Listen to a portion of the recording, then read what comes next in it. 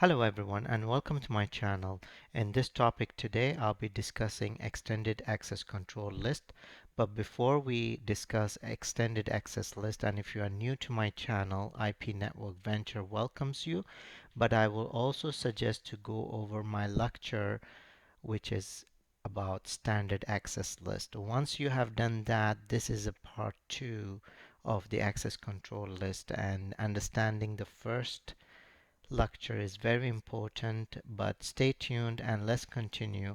Once again, this is Habib Zakaria. I'm a network solutions architect as well as a network engineer.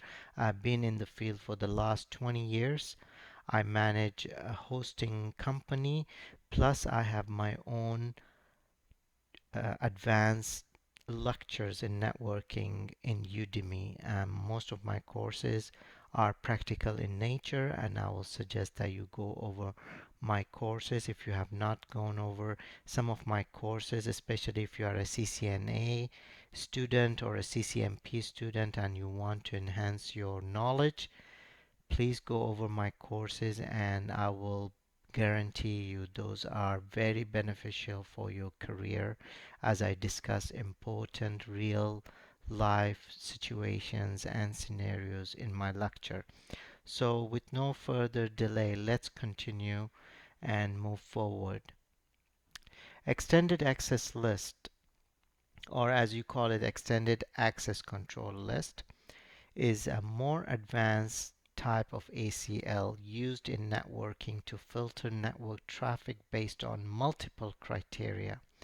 In a way, it's very flexible when you apply it, and you can basically pick and choose what you want to block from which direction, and which protocols, which IP address, which ports you want to block.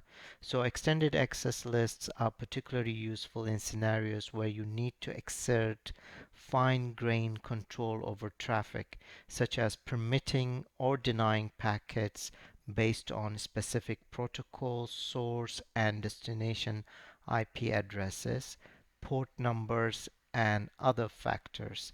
We'll go through the examples. I'll show you how it's been applied in a router or in a multi-layer switch. So don't worry about that. So let's continue with the discussion. Now the features of extended access list. Number one, multiple criteria can be used. As I mentioned, extended access list can be filtered based on traffic using source IP address, destination IP address, protocol type, TCP, UDP, ICMP, source port number, destination port number. Other protocols specific fields can be also used like ICMP type and all that. Flexibility. This is one of the main features of extended access list is the flexibility. Unlike the standard ACLs, which only filter traffic based on the source IP address, extended ACLs allow you to define more specific traffic control rules, making them more versatile for various networking scenarios. Now, the placement. Extended ACLs are usually placed close to the source of the traffic. This approach minimizes unnecessary traffic on the network by filtering packets before they traverse the network. Now, this is very important.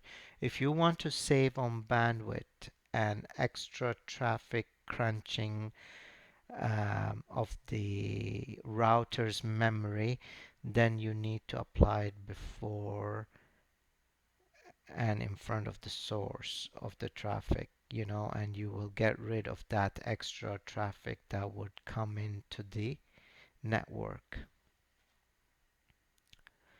Now, creating an extended access list is basically very simple. It's at the beginning it could be taunting, but once you get used to it, it's very simple. So the syntax is in front of you, access list, and then you define the ACL number, and then you mention deny or permit the protocol number.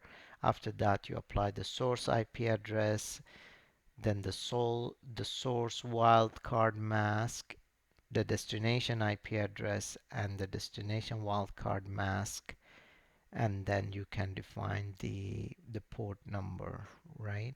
So here again in front of you is the access list number for extended ACL starts from 100 to 199. In most cases, I have seen 100 to 199, even in large extended ACLs. 2000 to 200 to 2699, I have seen very few ACLs with that kind of a range. Then permit and deny, basically you specify whether to deny and permit traffic that matches the criteria. The protocol, for example, you can use IP, you can use TCP, UDP, ICMP. The source IP and the destination IP will be important, of course, the IP addresses of the source and destination, along with the wildcard mask that would be used to define the range that you are matching to block or allow. Port number is optional, but it's useful at the same time. Optional specifies the port number for the protocol if applicable. The port number is very important. Let's say you want to block HTTP. So the port number can be applied by saying, EQ80. This will be in my next example.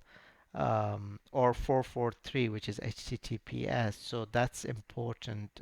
So you will have to get used to the port numbering as you advance in your career. So here's an example. What I'm saying is access list 101, deny TCP any host 192.168.1.10 equal to 80. So basically I'm saying deny any HTTP traffic that's going to this host, which is 192.168.1.10, and I'm saying equal to 80. Okay, and 80 is TCP 80, which is HTTP. And then in the second line, I'm saying access list 101 permit IP any. And once you create this access list, you need to apply to the interface close to the source. So I'm saying is interface get Ethernet 0/0 IP access group 101 inward, which means inward. That means this ACL would take effect right away when the traffic passes by this interface.